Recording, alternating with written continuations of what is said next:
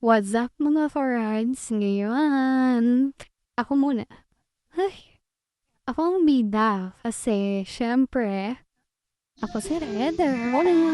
Gusto ko mga dahil kailangan.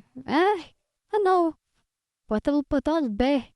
Wala kasing masabi ang mami ko sa akin. Ganun, walang masabi. Kasi unexpected ako na dumating sa kanila. Dahil nga nakita lang ako ng mama ko, ay, parang gusto ko mag-alaga. Yung gabi yun. Tapos, kinaumagahan, naganap. Hindi na nagpatumpik-tumpik pa. Kinuha na agad ako. Kahit ganyan ako kaharot, di ba? Pero syempre, behave muna ako kasi bago pa lang ako sa kanila niyan. Parang ilang araw, tapos tingnan mo naman ang mami ko, order na agad ng mga parcel ba para sa akin. Tingnan mo naman, di ba? Puro pink. Ay, sinuot pa nga ang ipit ko. Shala. Tapos, ayun, syempre, medyo pa-behave muna ako sa saglit dahil, kunyari lang. Kunwari lang ako bait-bait ba? Ay, hindi nila alam, super maldita ako. Mas maldita pa ako sa mami ko. Ay, lasang maldita. May karapatan, tingnan mo naman, ang ganda-ganda ko, diba? Tapos, naano-ano pa ako ng mga ganyan. Tsaka, ayoko nga. Hindi mo ba ako pinipilit? Dito lang ako sa higaan ko. Nung magpapakit lang ako kunyari sa'yo. Kunwari lang, mabait ako.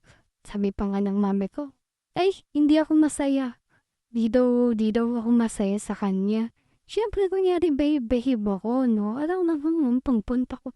Unang kita pa namin, masaya na. Hindi pwede. Diwan pa nga ako. Kasi unang nakikipaglaro. Hindi, nagigigil ako yung nakikipaglaro. Hindi ako nakikipaglaro sa pusang yan. Tapos ganyan, behave lang siya. Aalis kasi ang daddy ko, mag-work na. Ako, kunyari, dyan sa buntot ba? Ay, tas tingnan mo naman, tinesting yung laruan. Kasi bago ibigay, testing muna kung okay ba. Ayun, nilaro sa akin. Di nila, nawaworry kaya ako dyan. Medyo takot ako kasi malaki pa sa akin yung laruan o kasi laki ko lang. Tapos ayun na, natulog ako, be. Minindyohan ako ng mami ko kasi natutulog na ako pati ang daddy ko. Kasi nga sabi niya wala na daw siyang space. Katabi ko yung mami ko nasa gitna na ako. Gusto ko katabi yung daddy ko tingnan mo naman no. Hay, kita ang buka-buka pa ng ano ko. Ang peke, okay pa. Tapos usap-usap kitang ko parang mga Eder! Mag-mountain na rin tinder. Ay, nag-letter ako. Tingnan mo naman ang takbo ko. Ang ganda-ganda ko talaga. Ayun lang. Sobrang ganda ko. Tapos punta kami sa view. Kasing ganda. Super ganda, di ba?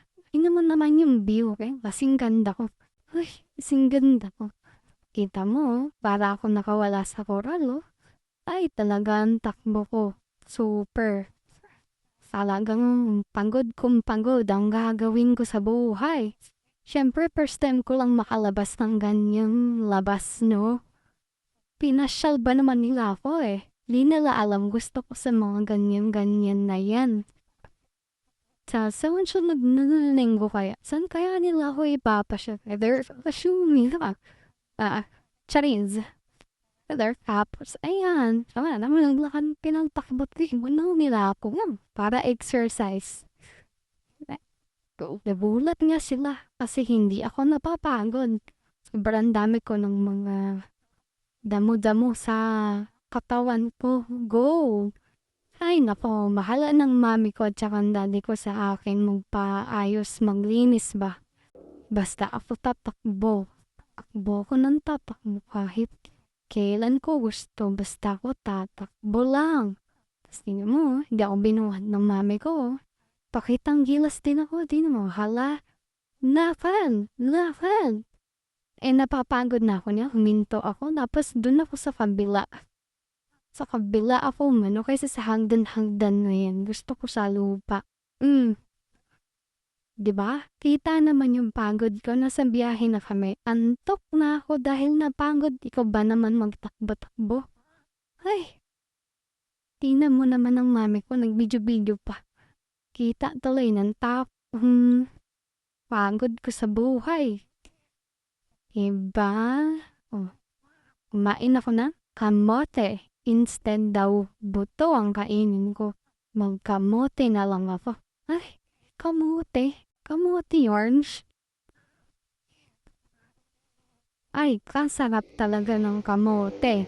Nilaro ko na lang ang kamote dahil kamote ako eh.